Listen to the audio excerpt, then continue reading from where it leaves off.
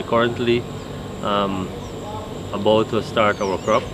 In fact, we would have done our steam trial yesterday, which was successful. Unfortunately today we have some rain. We're hoping to burn in today, but we'll have to look at the weather pattern. Hopefully tomorrow we can have burning so that we can commence grinding this weekend.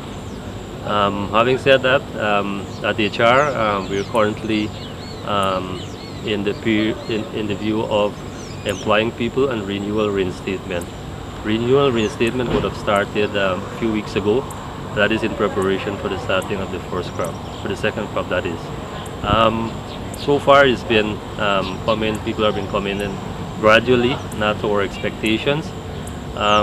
So we currently in need of harvesters, cane harvesters that is, and planters.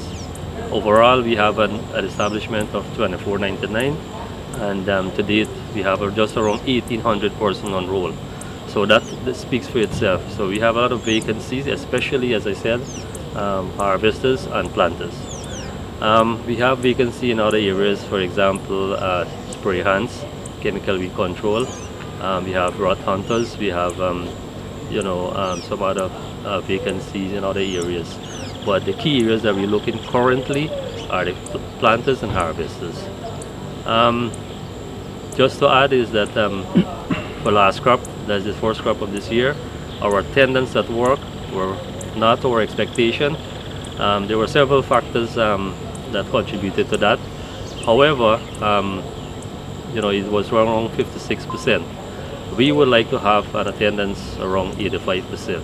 If we can have that, then all of us will be happy, the estate and their workforce. Why I would have said that is that we can able to achieve our weekly targets easily, and as such, our workforce and all of us would benefit from extra incentives. So the call from the HR perspective is that we should attend to work more regularly, and so that we can be able to achieve our targets on a weekly basis. And come at the end of the crop, our target is 16,500, and I'm sure once we can turn out in our numbers, then that is possible. In terms of new employment, the documentation that we have a requirement for employment are basically your birth certificate, your ID card, your TIN certificate, and we would advise that you send your money to the bank. So in fact you'll have to open a bank account. And lastly, you'll have to work with 2 passport size photographs.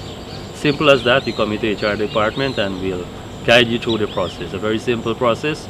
Of course, before we can put you to work, or you can resume duty or take up your activities, you'll have to do a medical examination. Again, that will be facilitated by our primary health care center. So again, the call is that come to the estate. There's a lot of benefit at Gaisuku.